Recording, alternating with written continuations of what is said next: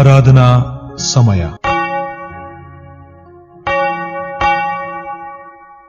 ಪ್ರಾರ್ಥನೆ ಮಾಡೋಣ. ಜೀವದಾಯಕನಾಗಿರುವ ಪರಿಶುದ್ಧ ತಂದೆಯಾದ ದೇವರೇ, ಅನುಗ್ರಹಿಸಿಕೊಟ್ಟಂತ ಈ ನೂತನ ದಿನಕ್ಕಾಗಿ, ಈ ಕರ್ತನ ದಿನಕ್ಕಾಗಿ ನಿನ್ನ ಸ್ತೋತ್ರ ಮಾಡುತ್ತೇವೆ ದೇವರೇ. ಪ್ರತಿಯೊಂದೊಂದು ಸೂರ್ಯೋದಯವನ್ನ ನೋಡುವಂಥದ್ದು ನಿನ್ನ ಕೃಪೆಯಲ್ಲದೆ ಮತ್ತೊಂದಲ್ಲ. ಜೀವಬಾಧ್ಯರ ಪಟ್ಟಿಯಲ್ಲಿ ನಮ್ಮ ಹೆಸರನ್ನ ಬರೆದದ್ದಕ್ಕಾಗಿ ನಿನಗೆ ಕೃತಜ್ಞತೆಯನ್ನ ಸಮರ್ಪಿಸುತ್ತೇವೆ. ನಿನ್ನ ಸನ್ನಿಧಿಯಲ್ಲಿ ಕಳೆಯುವಂತಹ ಒಂದೊಂದು ಕ್ಷಣಗಳು ಅದು ಬೇರೆಯ ಸಹಸ್ರ ದಿನಗಳಿಗಿಂತ ಎಷ್ಟು ಉತ್ತಮವಾಗಿದೆ ದೇವರೇ. ಇಂತಹ ಸತ್ಸಂಬಂಧಕ್ಕಾಗಿ ನಿನಗೆ ಕೃತಜ್ಞತೆಗಳು. ನಿನ್ನ ಪ್ರಸನ್ನತೆಯ ಅನುಭವವನ್ನ ಆರಾಧನೆಯಲ್ಲಿ ಪಾಲು ತೆಗೆದುಕೊಳ್ಳುವಂತಹ ಪ್ರತಿಯೊಬ್ಬೊಬ್ಬರಿಗೂ ಅನುಗ್ರಹಿಸು.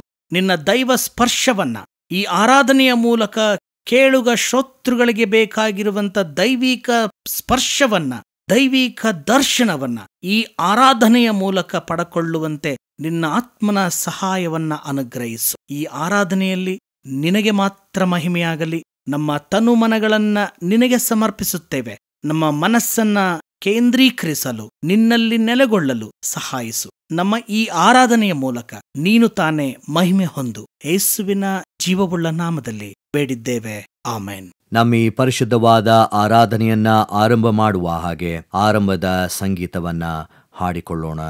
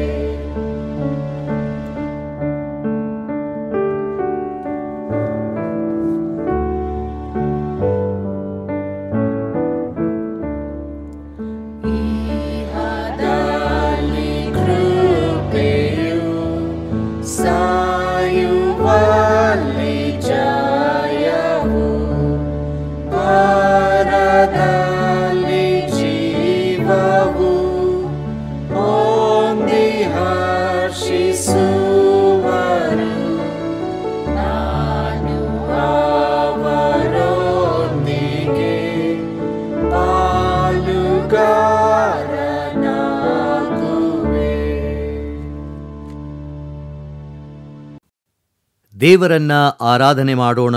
ಆರಾಧನಾ ಕ್ರಮ ಪುಸ್ತಕದಲ್ಲಿ 2ನೆಯ ವಿಧಾನದ ತ್ರಯೇಕ ದೇವರ ಸ್ತುತಿಯನ್ನ ಅನುಸರಿಸೋಣ. 2ನೇ ವಿಧಾನದ ತ್ರಯೇಕ ದೇವರ ಸ್ತುತಿ. ಪರಿಶುದ್ಧನೇ, ಪರಿಶುದ್ಧನೇ, ಪರಿಶುದ್ಧನೇ, ದೂತಗಣಗಳ ಒಡೆಯನಾದ ದೇವರೇ, ಇಹಪರ ಲೋಕಗಳು ನಿನ್ನ ಪ್ರಭಾವದಿಂದ ತುಂಬಿವೆ. ಮಹೋನ್ನತನಾದ ಪ್ರಭುವೇ, ನಿನಗೆ ಮಹಿಮೆ ಉಂಟಾಗಲಿ. ಕರ್ತನ ಹೆಸರಲ್ಲಿ ಬಂದಾತನಿಗೂ ತಿರುಗಿ ಬರುವಾತನಿಗೂ ಶುಭವಾಗಲಿ. ಮೇಲಿನ ಲೋಕಗಳಲ್ಲಿ ಜಯ. ದೇವರೇ ಪರಿಶುದ್ಧನು ನೀನು, ದೇವರೇ ಪರಿಶುದ್ಧನು ನೀನು, ಸರ್ವಶಕ್ತನೇ ಪರಿಶುದ್ಧನು ನೀನು, ಸರ್ವಶಕ್ತನೇ ಪರಿಶುದ್ಧನು ನೀನು, ಸದಾ ಜೀವಿಸುವಾತನೇ ಪರಿಶುದ್ಧನು ನೀನು, ಸದಾ ಜೀವಿಸುವಾತನೇ ಪರಿಶುದ್ಧನು ನೀನು. ಕರ್ತನೇ ನಮ್ಮ ವಿಮೋಚಕನೇ, ನಮಗೋಸ್ಕರ ಶಿಲುಬೆಯನ್ನು ತಾಳಿದಾತನೇ, ನಮ್ಮನ್ನು ಕರುಣಿಸು. ಕರ್ತನೇ ನಮ್ಮ ವಿಮೋಚಕನೇ, ನಮಗೋಸ್ಕರ ಶಿಲುಬೆಯನ್ನು ತಾಳಿದಾತನೇ, ನಮ್ಮನ್ನು ಕರುಣಿಸು. ಕರ್ತನೇ ಪವಿತ್ರಾತ್ಮನೇ, ನಮ್ಮ ಮೇಲೆ ದಯವಿಡು. ಕರ್ತನೇ ಪವಿತ್ರಾತ್ಮನೇ, ನಮ್ಮ ಮೇಲೆ ದಯವಿಡು. ಕರ್ತನೇ ನಮ್ಮ ಪ್ರಾರ್ಥನೆಗಳನ್ನು ಸ್ತುತಿಗಳನ್ನು ಸ್ವೀಕರಿಸಿ ನಮ್ಮನ್ನು ಕರುಣಿಸು. ಕರ್ತನೇ ನಮ್ಮನ್ನು ಕರುಣಿಸಿ ನಮ್ಮ ಮೇಲೆ ದಯವಿಡು. ದೇವರನ್ನ ಸ್ತುತಿಸುವ ಹಾಗೆ ಸಂಕೀರ್ತನೆಯನ್ನ ಹಾಡಿಕೊಳ್ಳೋಣ.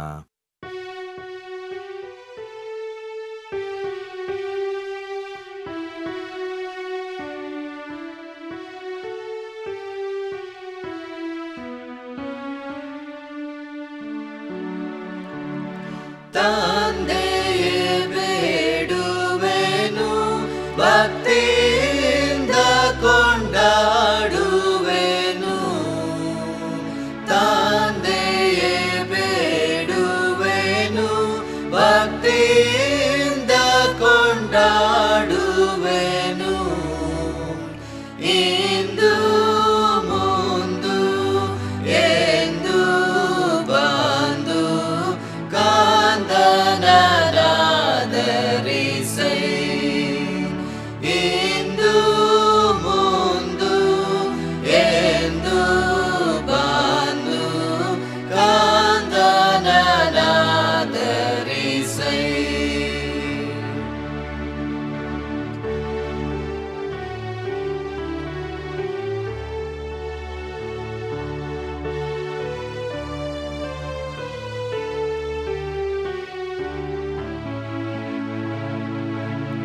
ಧರಣಿಯ ಪಯಣದೋಳು ನಡೆಸು ಪರಲೋಕ ಮಾರ್ಗದೋಳು. ಧರಣಿಯ ಪಯಣದೋಳು ನಡೆಸು ಪರಲೋಕ ಮಾರ್ಗದೋಳು. ಕರದೇಂ ಬರದೇಂ ವರದೇಂ ಸ್ಥಿರದೇಂ ಅರಸಯ್ಯ ದಾಸನನು. ಕರದೇಂ ಬರದೇಂ ವರದೇಂ ಸ್ಥಿರದೇಂ ಅರಸಯ್ಯ ದಾಸನನು.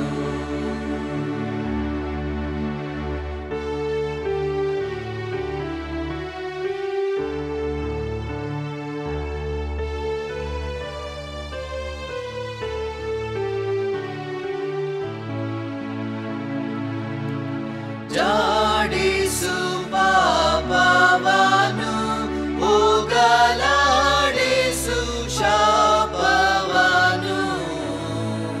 ಜಾಡಿಸು ಪಾಪವನು, ಹೋಗಲಾಡಿಸು ಶಾಪವನು.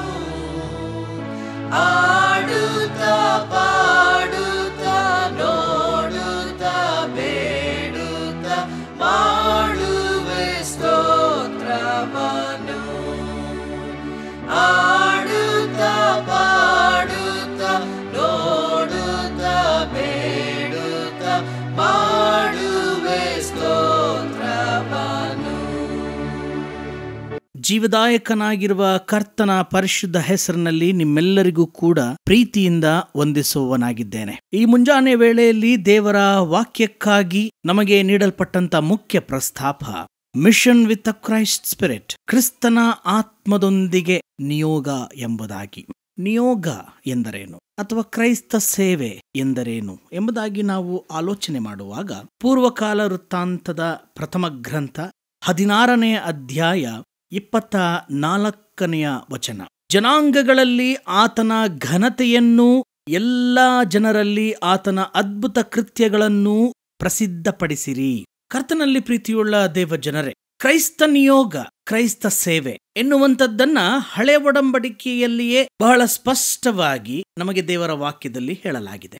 ಜನಾಂಗಗಳಲ್ಲಿ ಆತನ ಘನತೆಯನ್ನ, ದೈವಿಕವಾದಂಥ ಘನತೆ ಎಂಥದ್ದು, ಸತ್ಯವಾದಂತಹ ದೇವರು ಯಾರು ಎನ್ನುವಂಥದ್ದನ್ನ ನಾವು ಪ್ರಸಿದ್ಧಿಪಡಿಸುವಂಥದ್ದು ಮತ್ತು ಆತನ ಅದ್ಭುತ ಕೃತ್ಯಗಳನ್ನ ಪ್ರಸಿದ್ಧಪಡಿಸುವಂಥದ್ದು. ನನ್ನ ನಿನ್ನ ಜೀವಮಾನದಲ್ಲಿ ಕ್ರಿಸ್ತನ ಅದ್ಭುತವನ್ನ ಅನುಭವಿಸಿದಂಥವರಾಗಿ ಈ ಅದ್ಭುತಗಳನ್ನ ನನ್ನ ನಿನ್ನ ನೆರೆಹೊರೆಯವರ ಸಂಗಡ ಹಂಚಿಕೊಳ್ಳುವಂಥದ್ದೇ ನಿಜವಾದಂಥ ನಿಯೋಗ ಎಂಬುದಾಗಿ ಹಳೆ ಒಡಂಬಡಿಕೆಯ ಭಾಗ ನಮಗೆ ಪ್ರಕಟ ಮಾಡುತ್ತದೆ. ಇದನ್ನೇ ಆಧಾರವಾಗಿಟ್ಟುಕೊಂಡು ಇಂದಿಗೆ ನೇಮಕವಾದಂತಹ ಸುವಾರ್ಥ ಭಾಗ, ಮತ್ತಾಯನು ಬರೆದ ಸುವಾರ್ತೆ 28ನೇ ಅಧ್ಯಾಯ 1-20 ವಚನಗಳು ನೇಮಕವಾಗಿದೆ. ಯೇಸುವಿನ ಪುನರುತ್ಥಾನದ ನಂತರ ಯೇಸು ತನ್ನ ಶಿಷ್ಯರಿಗೆ ಮತ್ತು ತನ್ನನ್ನ ಹಿಂಬಾಲಿಸುವವರಿಗೆ ವಹಿಸಿಕೊಡುವಂತಹ ನಿಯೋಗ. ಅದರಲ್ಲಿ ಬಹಳ ಪ್ರಾಮುಖ್ಯವಾಗಿ ನಮ್ಮೆಲ್ಲರಿಗೂ ಕೂಡ ತಿಳಿದಂತೆ the great commission by Jesus Christ, ಅದು ಮತ್ತಾಯ 28:19. ಆದ್ದರಿಂದ ನೀವು ಹೊರಟು ಹೋಗಿ ಎಲ್ಲ ದೇಶಗಳ ಜನರನ್ನ ಶಿಷ್ಯರನ್ನಾಗಿ ಮಾಡಿರಿ, ಅವರಿಗೆ ತಂದೆಯ, ಮಗನ, ಪವಿತ್ರಾತ್ಮನ ಹೆಸರಿನಲ್ಲಿ ದೀಕ್ಷಾ ಸ್ನಾನ ಮಾಡಿಸಿ, ನಾನು ನಿಮಗೆ ಆಜ್ಞಾಪಿಸಿದ್ದನ್ನೆಲ್ಲ ಕಾಪಾಡಿಕೊಳ್ಳುವುದಕ್ಕೆ ಅವರಿಗೆ ಉಪದೇಶ ಮಾಡಿರಿ. ಹಾಗಾದ್ರೆ ನಿಯೋಗ ಎಂದರೆ ಕ್ರಿಸ್ತನ ಶಿಷ್ಯರಾಗುವುದಕ್ಕೆ, ಕ್ರಿಸ್ತನ ಬೋಧನೆಗಳನ್ನ ಸಾರಿ ಹೇಳುವಂಥದ್ದು. ಇದರೊಟ್ಟಿಗೆ ಕ್ರಿಸ್ತನ ಬೋಧನೆಯಿಂದ ಪ್ರಭಾವಿತರಾದಂಥವರನ್ನ ಕ್ರಿಸ್ತನ ಶಿಷ್ಯರನ್ನಾಗಿಸುವಂಥದ್ದೇ ಯೇಸುಸ್ವಾಮಿಯವರು ಹೇಳಿದಂತಹ ನಿಯೋಗವಾಗಿದೆ. ಇಂದು ಕ್ರೈಸ್ತ ಮಿಷನರಿಗಳ ನಿಯೋಗದಿಂದಲೇ ನಾವು ದೇವರನ್ನ ಕಂಡುಕೊಂಡಿದ್ದೇವೆ. ಕ್ರೈಸ್ತ ಮಿಷನರಿಗಳ ತ್ಯಾಗ, ಅವರ ಜೀವನ, ಅವರ ವ್ಯಕ್ತಿತ್ವ ಶ್ಲಾಘನೀಯ. ಅದನ್ನ ವರ್ಣಿಸಲ ಶಕ್ಯ. ಅದನ್ನ ಕೇವಲ ಬಾಯಿ ಮಾತಿನಿಂದಾಗಲಿ ಬರವಣಿಗೆಯಿಂದಾಗಲಿ ಅದನ್ನ ಹೇಳುವಂಥದ್ದು ಕೂಡ ನನ್ನ ಮಟ್ಟಿಗೆ ಅದು ಅತ್ಯಲ್ಪವೇ ಹೌದು. ಕ್ರಿಸ್ತನ ಆತ್ಮದೊಂದಿಗೆ ನಿಯೋಗ. ಒಂದು ಸಾರಿ ಒಬ್ಬ ಶಿಷ್ಯ ಒಬ್ಬ ಗುರುವಿನ ಬಳಿ ಗಾಜಿನ ಮೇಲೆ ಕಲಾಕೃತಿಗಳನ್ನ ಕೆತ್ತುವಂತಹ ತರಬೇತಿಯನ್ನ ಪಡೆದ. ಸುಮಾರು ತಿಂಗಳುಗಳ ಕಾಲ ಗಾಜಿನ ಮೇಲೆ ಆ ಒಂದು ಕಲಾಕೃತಿಗಳನ್ನ ಬಿಡಿಸುವಂಥದ್ದು, ಅದನ್ನ ಡಿಸೈನ್ ಮಾಡುವಂಥದ್ದು, ಅದನ್ನ ಕೆತ್ತುವಂಥದ್ದು ಮತ್ತು ಆ ಕೆತ್ತಿದಂತಹ ಚಿತ್ರಗಳ ಪ್ರಕಾರವೇ ಆ ಗಾಜುಗಳನ್ನ ಕರ್ವಿಂಗ್ ಮಾಡಿ ಅದನ್ನ ಬಿಡಿಸುವಂತ ಕಲೆಯನ್ನ ಕಲಿತ. ಸರ್ಟಿಫಿಕೇಟ್ ಸಿಕ್ತು. ಶಿಷ್ಯನನ್ನ ಗುರು ಕಳುಹಿಸಿಕೊಟ್ಟ. ಆ ಗುರುವಿನ ಬಳಿ ಇದ್ದಂತಹ ಸಮಯದಲ್ಲಿ, ಅಂದರೆ ತರಬೇತಿಯ ಸಮಯದಲ್ಲಿ ತನಗೆ ನೀಡಲ್ಪಟ್ಟಂತ ಎಲ್ಲ ವಿಧವಾದಂಥ ಟಾಸ್ಕ್ಗಳನ್ನ ಆತನು ಮಾಡುತ್ತಿದ್ದ. ಮನೆಗೆ ಹೋಗಿ ಇದನ್ನ ಮುಂದುವರಿಸುವಂತಹ ಸಲುವಾಗಿ ಗಾಜನ್ನ ತೆಗೆದುಕೊಂಡ. ಆ ಗಾಜನ್ನ ತೆಗೆದುಕೊಂಡು ಆತನಿಗೆ ಅನಿಸಿದಂತ ಏನೋ ಒಂದು ಚಿತ್ರವನ್ನ ಬಿಡಿಸಲು ಮುಂದಾದ. ಮೊದಲ ಪ್ರಯತ್ನದಲ್ಲಿ ಗಾಜು ಒಡೆದು ಹೋಯಿತು. ಎರಡನೇ ಪ್ರಯತ್ನ ಮಾಡಿದ, ಆಗಲೂ ಕೂಡ ಗಾಜು ಹೊಡೆದು ಹೋಯಿತು. ಮೂರನೇ ಪ್ರಯತ್ನ ಮಾಡಿದ, ಆಗಲೂ ಕೂಡ ಗಾಜು ಒಡೆದು ಹೋಯಿತು. ಹಿಂತಿರುಗಿ ತನ್ನ ಗುರುವಿನ ಬಳಿಗೆ ಬಂದ. ಗುರುವನ್ನ ಕೇಳಿದ, ನಿಮ್ಮ ಬಳಿ ನಾನು ಕಲಿಯುತ್ತಿದ್ದಾಗ ಎಲ್ಲವೂ ಕೂಡ ನೀಟಾಗಿ ನಾನು ಅದನ್ನ ಬಿಡಿಸುತ್ತಿದ್ದೆ, ಈಗ ನನ್ನ ಮನೆಯಲ್ಲಿ ನಾನು ಪ್ರಯತ್ನ ಮಾಡುವಾಗ ಗಾಜು ಒಡೆದು ಹೋಗುತ್ತಾ ಇದೆ ಎಂಬುದಾಗಿ. ಆಗ ಗುರು ಹೇಳಿದಂತಹ ಮಾತು, you have an art of your master but not soul of your master. ನಿನ್ನ ಬಳಿಯಲ್ಲಿ ಗುರುವಿನ ಕಲೆ ಇದೆ, ಆದರೆ ಗುರುವಿನ ಆತ್ಮವಿಲ್ಲ ಎಂಬುದಾಗಿ ಹೇಳಿ ಆತನ ತಲೆಯ ಮೇಲೆ ಕೈಹಿಟ್ಟು ಅವನನ್ನ ಆಶೀರ್ವಾದ ಮಾಡಿದರು. ನಂತರದಲ್ಲಿ ಆತನು ಹೋಗಿ ತನ್ನ ಮನೆಯಲ್ಲಿ ಅದೇ ಚಿತ್ರವನ್ನ ಬಿಡಿಸುವಾಗ ಆತನು ಬಿಡಿಸಿದಂತ ಚಿತ್ರ ಯಶಸ್ವಿಯಾಗಿ ಮಾಡಲು ಸಾಧ್ಯವಾಯಿತು. ಕರ್ತನಲ್ಲಿ ಪ್ರೀತಿಯುಳ್ಳ ದೇವಜನರೇ, ಇಂದು ಯಾವುದೇ ಒಂದು ನಿಯೋಗವಾಗಲಿ ಸೌವಾರ್ತಿಕ ಸೇವೆಯಾಗಲಿ ಅದು ಯಶಸ್ವಿಯಾಗಬೇಕಾದರೆ ಕ್ರಿಸ್ತನ ಆತ್ಮ ನಮ್ಮಲ್ಲಿ ನೆಲೆಗೊಳ್ಳಬೇಕು. ಇಂದು ನಾವು ಮಾಡುವಂತಹ ನಿಯೋಗ ಒಂದು ವೇಳೆ ಯಶಸ್ವಿಯಾಗುತ್ತಿಲ್ಲ, ವಿಫಲವಾಗುತ್ತಿದೆ ಎಂಬುದಾಗಿ ನೆನೆಸುವುದಾದರೆ ಅದು ಕ್ರಿಸ್ತನ ಆತ್ಮವಿಲ್ಲದಂತಹ ಸೇವೆ ಎಂಬುದಾಗಿ ನಾವು ತಿಳಿದುಕೊಳ್ಳುವಂಥದ್ದು ಯುಕ್ತವಾಗಿದೆ. ಇಲ್ಲಿ ಯೇಸುವಿನ ಶಿಷ್ಯತ್ವದ ಸಂಗತಿಗಳನ್ನು ನಾವು ನೋಡುವಾಗ ಯೇಸು ಬದುಕಿದ್ದಾಗಲೇ ತನ್ನ ಶಿಷ್ಯರನ್ನ ಸೇವೆಗೆ ಕಳುಹಿಸಿಕೊಡುವಂತಹ ಒಂದು ಭಾಗವನ್ನ ಲೂಕನು ಬರೆದ ಸುವಾರ್ತೆ 10ನೇ ಅಧ್ಯಾಯ 17ನೇ ವಚನದಲ್ಲಿ ನಾವು ನೋಡ್ತೇವೆ. ತರುವಾಯ ಆ 70 ಮಂದಿಯೂ ಸಂತೋಷವುಳ್ಳವರಾಗಿ ಹಿಂತಿರುಗಿ ಬಂದು, ಸ್ವಾಮಿ, ದೆವ್ವಗಳು ಕೂಡ ನಿನ್ನ ಹೆಸರನ್ನ ಕೇಳಿ ನಮಗೆ ಅಧೀನವಾಗುತ್ತವೆ ಅಂದರು. ಆತನು ಅವರಿಗೆ, ಸೈತಾನನು ಸಿಡಿಲಿನಂತೆ ಆಕಾಶದಿಂದ ಬೀಳುವುದನ್ನ ಕಂಡೆನು. ನೋಡಿರಿ, ಹಾವುಗಳನ್ನೂ ಚೇಳುಗಳನ್ನೂ ವೈರಿಯ ಸಮಸ್ತ ಬಲವನ್ನೂ ತುಳಿಯುವುದಕ್ಕೆ ನಿಮಗೆ ಅಧಿಕಾರ ಕೊಟ್ಟಿದ್ದೇನೆ. ಯಾವುದೂ ನಿಮಗೆ ಕೇಡು ಮಾಡುವುದೇ ಇಲ್ಲ. ನಿಯೋಗದ ಅಧಿಕಾರವನ್ನ ವಿವರಿಸುವಂತಹ ವಾಕ್ಯ ಇದಾಗಿದೆ. ಕರ್ತನಲ್ಲಿ ಪ್ರಿಯ ದೇವಜನರೇ, ಯೇಸು ಹೇಳುವಂತಹ ಈ ಅಧಿಕಾರದ ಸೇವೆ, ಯೇಸು ಹೇಳಿದಂತಹ ಈ ಹಾವುಗಳನ್ನ ಚೇಳುಗಳನ್ನ ತುಳಿಯುವುದು ಎಂಬುದಾಗಿ ಹೇಳುವಾಗ, ಅಲ್ಲಿ ನಾವು ನಮ್ಮ ಸುತ್ತಮುತ್ತಲಿರುವಂತಹ ಪರಿಸರದಲ್ಲಿರುವಂತಹ ಹಾವುಗಳನ್ನ ಚೇಳುಗಳನ್ನ ಹಿಡಿದು ಸಾಯಿಸುವಂಥದ್ದು ಎನ್ನುವಂತ ಅರ್ಥವಲ್ಲ. ಸಮಾಜದಲ್ಲಿರುವಂತಹ ಹಾವಿನ ಗುಣವುಳ್ಳಂತಹ ವ್ಯಕ್ತಿತ್ವವನ್ನ ದಮನ ಮಾಡುವಂತಹ ನಿಯೋಗ ಯಾವುದದು? ಹಾವಿನ ರೀತಿಯಲ್ಲಿ ತನ್ನ ಗಂಟಲಲ್ಲೇ ವಿಷವನ್ನ ಇಟ್ಟು ಇನ್ನೊಬ್ಬರಿಗೆ ವಿಷ ಕಾರುವಂತಹ ವ್ಯಕ್ತಿತ್ವ, ಇನ್ನೊಬ್ಬರ ಬದುಕನ್ನ ಪ್ರಾಣವನ್ನೇ ನಶಿಸುವಂತಹ ವ್ಯಕ್ತಿತ್ವ, ಚೇಳಿನಂತೆ ಕುಟುಕುವಂತಹ ವ್ಯಕ್ತಿತ್ವ, ಸಮಾಜಕ್ಕೆ ಹಾನಿ ಮಾಡುವಂತಹ ವ್ಯಕ್ತಿತ್ವ, ಇವುಗಳನ್ನ ದಮನ ಮಾಡಲಿಕ್ಕೆ ಯೇಸುಸ್ವಾಮಿಯು ಕೊಟ್ಟಂತಹ ಅಧಿಕಾರದ ನಿಯೋಗ ಎಂಬುದಾಗಿ ಇವತ್ತು ನಾವು ತಿಳಿದುಕೊಳ್ಳಬೇಕು. ಕ್ರೈಸ್ತ ಮಿಷನರಿಗಳ ಸೇವೆ ಇದೇಯಾಗಿತ್ತು.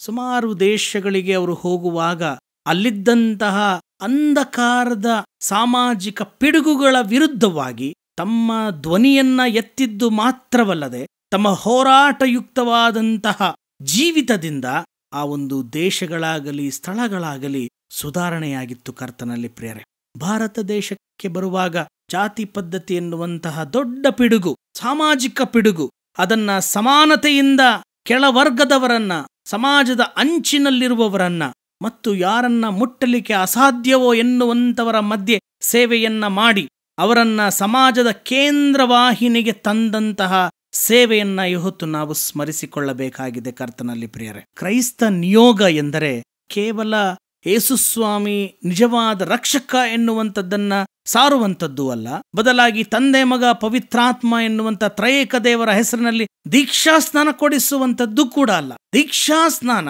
ಕೇವಲ ಒಂದು ಸಂಸ್ಕಾರವಷ್ಟೇ. ದೀಕ್ಷಾಸ್ನಾನ ತಕ್ಕೊಂಡ ಮಾತ್ರದಿಂದಲೇ ಕ್ರೈಸ್ತರಾಗಿದ್ದೇವೆ ಎನ್ನುವಂಥ ಭಾವನೆ ಸುಳ್ಳು.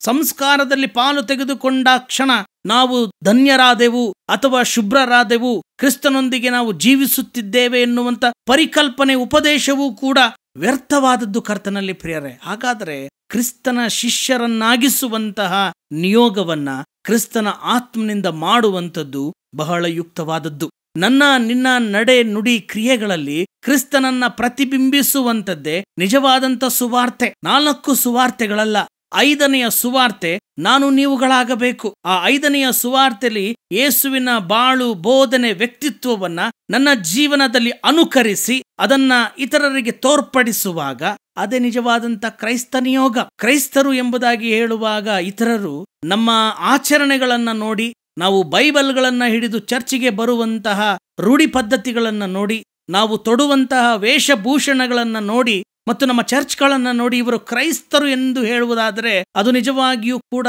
ದುರದೃಷ್ಟಕರ. ಅಂತಿಯೋಕ್ಯದಲ್ಲಿ ಕ್ರೈಸ್ತರೆನ್ನುವಂತ ಹೆಸರು ಶಿಷ್ಯರಿಗೆ ಮೊದಲು ಬಂತು. ಯಾಕೆ ಬಂತು? ಕ್ರಿಸ್ತನ ದೈವಿಕ ವ್ಯಕ್ತಿತ್ವಗಳು ಶಿಷ್ಯರಲ್ಲಿ ತೋರಿ ಬಂದಿದ್ದರಿಂದ. ಕ್ರೈಸ್ತ ನಿಯೋಗ ಎಂದರೆ ಕ್ರಿಸ್ತನ ವ್ಯಕ್ತಿತ್ವವನ್ನ ಅವತರಿಸುವಂಥದ್ದು ಬಹಳ ಬಹಳ ಮುಖ್ಯವಾಗಿದೆ. ಪ್ರಿಯರೇ, ಇವತ್ತು ಕ್ರೈಸ್ತ ಸಭೆಗಳಲ್ಲಿ ಸಾಕ್ಷಿಯ ಕೂಗಿರಬೇಕು. ದೇವರ ವಾಕ್ಯದಲ್ಲಿ ಮತ್ತಾಯನು ಬರೆದ ಸುವಾರ್ತೆ 28ನೇ ಅಧ್ಯಾಯದ ಪ್ರಾರಂಭದ ವಚನಗಳನ್ನ ನೋಡುವಾಗ ಶಿಷ್ಯರಿಗಿದ್ದಂತ ಭಯ, ಮರಣದ ಭಯ, ಯೇಸುವಿನ ನಿಮಿತ್ತವಾಗಿ ನಮ್ಮನ್ನು ಮರಣದಂಡನೆಗೆ ಒಪ್ಪಿಸುತ್ತಾರೆ ಎನ್ನುವಂತ ಮರಣದ ಭಯ, ಉತ್ಥಾನದ ಅನುಭವ. ಈಗಾಗಲೇ ನಾನು ಕಳೆದ 2 ವಾರದ ಹಿಂದೆ ಹೇಳಿದ್ದೆ, ಉತ್ಥಾನದ ಅನುಭವದಿಂದ ಶಿಷ್ಯರ ಪರಿವರ್ತನೆ. ಅಪೊಸ್ತಲರ ಕೃತ್ಯಗಳಿಗೆ ಬರುವಾಗ ಹೇಳುವಂತಹ ಧೈರ್ಯದ ಮಾತು, ನಾವಂತೂ ಯೇಸುವಿನ ಮಾತನ್ನೇ ಕೇಳುತ್ತೇವೆ, ಅದನ್ನ ನಾವು ಸಾಕ್ಷೀಕರಿಸುತ್ತೇವೆ, ನೀವೇನು ಬೇಕಾದರೂ ಮಾಡಿಕೊಳ್ಳಿ. ಮರಣದ ಭಯದಿಂದ ನೂತನ ಜೀವದ ಪರಿವರ್ತನೆಯ ಸುವಾರ್ತೆಯನ್ನ ಎಲ್ಲ ಜನರ ಮುಂದೆ ಸಾರಿ ಹೇಳಿದ್ದು. ಅಜ್ಞಾನಿಗಳಾದಂಥ ಶಿಷ್ಯತ್ವವನ್ನ ಜ್ಞಾನಿಗಳನ್ನಾಗಿಸಿದಂತಹ ನಿಯೋಗ, ಮಾತು ಬಾರದೇ ಇರುವಂತಹ, ಶಾಸ್ತ್ರ ವಚನದಲ್ಲಿ ಅಭ್ಯಾಸ ಇಲ್ಲದಿರುವಂಥವರು ಯೇಸುವಿನ ಕುರಿತಾದಂಥ ಸಾಕ್ಷಿಯನ್ನ ಜ್ಞಾನಿಗಳ ಮುಂದೆ ಪ್ರಕಟ ಮಾಡಿ ನಿಜವಾದಂಥ ದೈವತ್ವವನ್ನ ಪ್ರತಿಬಿಂಬಿಸಿದಂಥ ನಿಯೋಗ ಬಹಳ ಮುಖ್ಯವಾಗಿದೆ. ಪ್ರಿಯರೇ, ಕರ್ತನಲ್ಲಿ ಪ್ರೀತಿಯುಳ್ಳ ದೇವ ಜನರೇ, ಇಂದು ನನ್ನ ನಿನ್ನ ನಿಯೋಗ ಏನಾಗಿದೆ? ನನ್ನ ನಿನ್ನ ಬದುಕಿನ ಗುರಿ ಏನು? ಅಥವಾ ನನ್ನ ನಿನ್ನ ಬದುಕಿನ ಸಾರ್ಥಕತೆ ಏನು? ಕೇವಲ ಇತರರಂತೆ ಬದುಕುವುದಾಗಲಿ, ಇತರರಂತೆ ಮನೆ ಮಠ ಆಸ್ತಿ ಪಾಸ್ತಿಗಳನ್ನ ಮಾಡುವಂಥದ್ದಾಗಲಿ, ಇತರರಂತೆ ನಾವುಗಳು ಕೂಡ 3-4 ತಲೆಮಾರುಗಳಾಗುವಷ್ಟು ದುಡಿದು ನಾವು ನಮ್ಮ ಕುಟುಂಬವನ್ನ ಪೂರೈಸುವಂಥದ್ದೇ ಆಗಲಿ ಮಾಡುವುದಾದ್ರೆ, ಕ್ರೈಸ್ತತ್ವಕ್ಕಾಗಲಿ ಕ್ರೈಸ್ತ ಮಿಷನರಿಗಳು ಈ ಲೋಕದಲ್ಲಿ ಮಾಡಿದಂಥ ಸೇವೆಗಾಗಲಿ ಬೆಲೆ ಇಲ್ಲ. ಕೇವಲ ಸ್ವಾರ್ಥದಿಂದ ಜೀವಿಸ್ತಾ ಇದ್ದೇವೆ. ಕ್ರಿಸ್ತನ ಪ್ರತಿಬಿಂಬತ್ವದ ಜೀವನ ನಮ್ಮಲ್ಲಿಲ್ಲ. ಕ್ರಿಸ್ತನ ನಿಯೋಗದ ಜವಾಬ್ದಾರಿ ನಮ್ಮಲ್ಲಿಲ್ಲ. ಕ್ರಿಸ್ತನನ್ನ ಪ್ರಚುರಪಡಿಸಬೇಕೆನ್ನುವಂಥ ವಾಂಛೆ ನನ್ನಲ್ಲಿಲ್ಲ. ಕ್ರೈಸ್ತತ್ವದ ಸಾಕ್ಷಿಯನ್ನು ಬಿಂಬಿಸುವಂಥದ್ದೇ ಕ್ರೈಸ್ತ ನಿಯೋಗ. ನಾವು ಯಾವಾಗ ಸಾಕ್ಷಿ ಕೊಡ್ತೇವೆ, ಕ್ರಿಸ್ತನ ಆತ್ಮನು ನನ್ನಲ್ಲಿದ್ದಾನೆ ಎಂದರ್ಥ.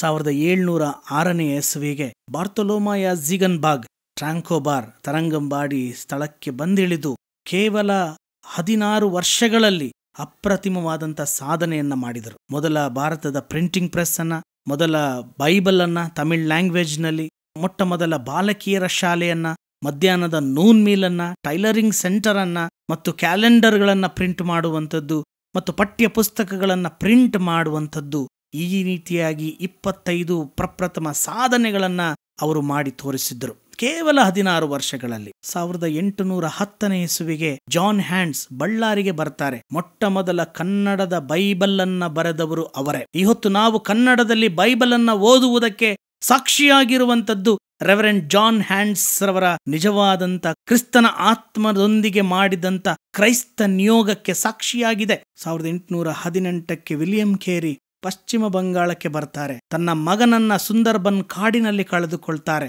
ತನ್ನ ಮಗನ ಪ್ರಾಣದ ನಿಮಿತ್ತವಾಗಿ ತನ್ನ ಹೆಂಡತಿ ಡಾರ್ತಿ ಅವರು ಹುಚ್ಚಿಯಾಗ್ತಾರೆ. 12 ವರ್ಷಗಳ ಕಾಲ ತಾನಿದ್ದಂಥ ಬಂಗಲೆಯಲ್ಲಿ ತನ್ನ ಸ್ವಂತ ಹೆಂಡತಿಯನ್ನ ಕೂಡಿ ಹಾಕಿ ಬೈಬಲ್ ಅನ್ನ ತರ್ಜುಮೆ ಮಾಡ್ತಾರೆ. ಅವರ ನಿಮಿತ್ತವಾಗಿ ಇಂದು ಅನೇಕ 20ಕ್ಕೂ ಅಧಿಕ ಭಾಷೆಯಲ್ಲಿ ಬೈಬಲ್ ಅನ್ನ ತರ್ಜುಮೆ ಮಾಡಿದರು. ಇಂತಹ ಕ್ರಿಸ್ತನ ಆತ್ಮದೊಂದಿಗೆ ಕ್ರೈಸ್ತ ನಿಯೋಗವನ್ನ ಮಾಡಲು ನಮ್ಮನ್ನು ನಾವು ಸಮರ್ಪಿಸಿಕೊಳ್ಳೋಣ.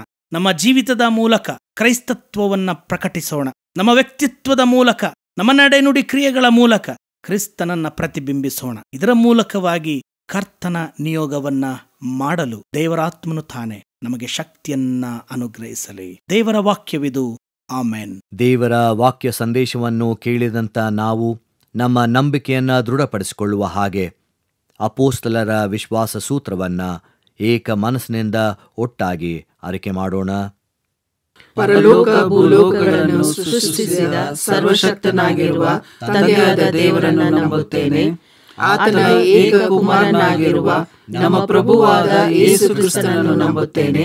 ಈತನು ಪರಿಶುದ್ಧಾತ್ಮನಿಂದ ಕನ್ಯಾ ಮರಿಯಳ ಗರ್ಭದಲ್ಲಿ ಧರಿಸಲ್ಪಟ್ಟು ಆಕೆಯಲ್ಲಿ ಹುಟ್ಟಿ ಪೊಂತಿ ಪಿಲಾತನ ಆಧಿಪತ್ಯದಲ್ಲಿ ಶ್ರಮೆ ಹೊಂದಿ ಶಿಲುಬೆಗೆ ಜಡಿಯಲ್ಪಟ್ಟು ಸತ್ತು ಉಣ್ಣಲ್ಪಟ್ಟು ಪಾತಾಳಕ್ಕೆ ಇಳಿದು 3ನೇ ದಿವಸದಲ್ಲಿ ಸತ್ತವರೊಳಗಿಂದ ಎದ್ದು ಪರಲೋಕಕ್ಕೆ ಏರಿ ಹೋಗಿ ಸರ್ವಶಕ್ತನಾಗಿರುವ ತಂದೆಯಾದ ದೇವರ ಬಲಪಾರ್ಶ್ವದಲ್ಲಿ ಕುಳಿತುಕೊಂಡು ಇರುತ್ತಾನೆ. ಈತನು ಅಲ್ಲಿಂದ ಬಂದು ಬದುಕಿರುವವರಿಗೂ ಸತ್ತವರಿಗೂ ನ್ಯಾಯ ತೀರಿಸುವನು ಎಂಬುದನ್ನು ನಂಬುತ್ತೇನೆ. ನಾನು ಪರಿಶುದ್ಧಾತ್ಮನನ್ನು ನಂಬುತ್ತೇನೆ. ಒಂದೇ ಪರಿಶುದ್ಧ ಕ್ರೈಸ್ತ ಸಭೆಯು, ಭಕ್ತರ ಅನ್ಯೋನ್ಯತೆಯು, ಪಾಪದ ಪರಿಹಾರವು, ದೇಹದ ಪುನರುತ್ಥಾನವು, ನಿತ್ಯ ಜೀವವು ಉಂಟೆಂಬುದನ್ನು ನಂಬುತ್ತೇನೆ. ಆಮೆನ್. ನಮ್ಮ ಆರಾಧನೆಯನ್ನ ಅಂತ್ಯಗೊಳಿಸುವ ಹಾಗೆ ಕಡೆಯ ಸಂಗೀತವನ್ನ ಹಾಡಿಕೊಳ್ಳೋಣ.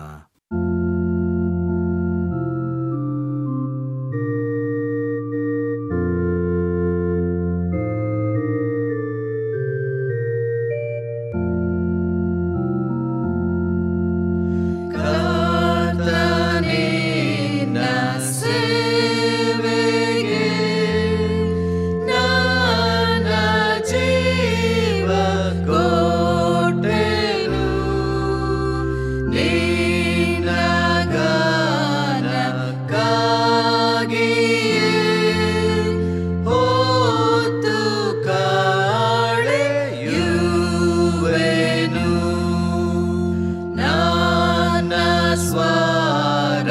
ನಿನ್ನದೇ ನಿನ್ನ ಸ್ತೋತ್ರ ಮಾಡಲಿ ನನ್ನ ಬಾಯಿ ಕರ್ತನೇ ನಿನ್ನ ವಾಕ್ಯ ಸಾರಲಿ ನನ್ನ ಚಿತ್ತ ನಿನ್ನದೇ ನಿನ್ನ ಇಷ್ಟ ಮಾಡುವೆ ನನ್ನ ಮನದೊಳಗೆ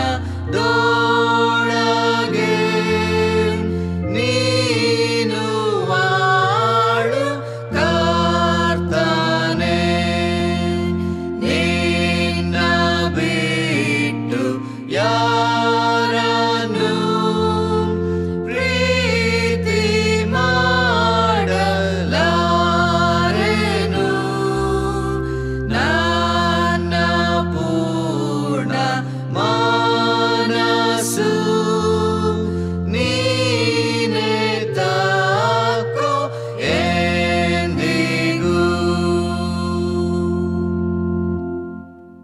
ಸರ್ವಶಕ್ತನಾಗಿರುವ ಪರಲೋಕದ ತಂದೆಯಾದ ದೇವರೇ, ಇನ್ನೊಂದಾವರ್ತಿ ನಿನ್ನ ವಾಕ್ಯಕ್ಕಾಗಿಯೂ ನಿನ್ನ ಆರಾಧನೆಗಾಗಿಯೂ ನಿನಗೆ ಸ್ತೋತ್ರವಾಗಲಿ. ದೇವರೇ, ಈ ಆರಾಧನೆ ಮತ್ತು ನಿನ್ನ ವಾಕ್ಯ ಇದರ ಮೂಲಕವಾಗಿ ನಮ್ಮನ್ನ ಲೋಕದೊಳಕ್ಕೆ ಕಳುಹಿಸಿಕೊಡು. ಅಂದು ನಿನ್ನ ಶಿಷ್ಯರನ್ನ ನಿನ್ನ ಆತ್ಮವನ್ನ ಕೊಟ್ಟು ಲೋಕದೆಲ್ಲೆಡೆ ನಿನ್ನ ನಿಯೋಗವನ್ನ ಮಾಡಲು ಬಲ ಕೊಟ್ಟಂತೆ ಇಂದು ನಮ್ಮಲ್ಲಿ ಈ ಆರಾಧನೆ ಮತ್ತು ವಾಕ್ಯದ ಮೂಲಕವಾಗಿ ಬಲವನ್ನ ತುಂಬಿ ದೇವರೇ, ನಾವು ಲೋಕದೊಳಕ್ಕೆ ಹೋಗುವಾಗ ನಿನ್ನನ್ನ ಪ್ರತಿಬಿಂಬಿಸುವಂತೆ, ನಮ್ಮ ನಡೆ ನುಡಿ ಕ್ರಿಯೆಗಳಲ್ಲಿ ನಿನ್ನನ್ನ ಹೋಲುವಂತೆ ನಮಗೆ ನಿನ್ನ ದೈವಿಕ ಜ್ಞಾನದಿಂದ ನಮ್ಮನ್ನ ತುಂಬಿಸು. ಕೆಲಸದ ಸ್ಥಳಗಳಲ್ಲಿಯೂ ಕೌಟುಂಬಿಕ ಜೀವನದಲ್ಲಿಯೂ ನಮ್ಮ ನೆರೆಹೊರೆಯವರ ಸಂಗಡಲು ನಿನ್ನ ದೈವಿಕ ವ್ಯಕ್ತಿತ್ವಗಳು ನಮ್ಮ ಮೂಲಕವಾಗಿ ಪ್ರತಿಬಿಂಬಿಸಲಿ. ನಿಜವಾದ ಸಾಕ್ಷಿಯ ಸಾಧನಗಳನ್ನಾಗಿ ನಮ್ಮನ್ನು ಉಪಯೋಗಿಸಿ ನಮ್ಮ ಜೀವನದ ಮೂಲಕವಾಗಿ ನಮ್ಮ ಕ್ರಿಯೆಯ ಮೂಲಕವಾಗಿ ನಿನ್ನ ನಾಮ ಮಹತ್ವ ಹೊಂದಲಿ ಮತ್ತು ನಿನ್ನ ದೇವರ ರಾಜ್ಯ ನಮ್ಮ ಮೂಲಕವಾಗಿ ಅಭಿವೃದ್ಧಿಯಾಗಲಿ. ಆ ಮೂಲಕ ನೀನು ಕೊಟ್ಟಂತ ಜವಾಬ್ದಾರಿಯನ್ನ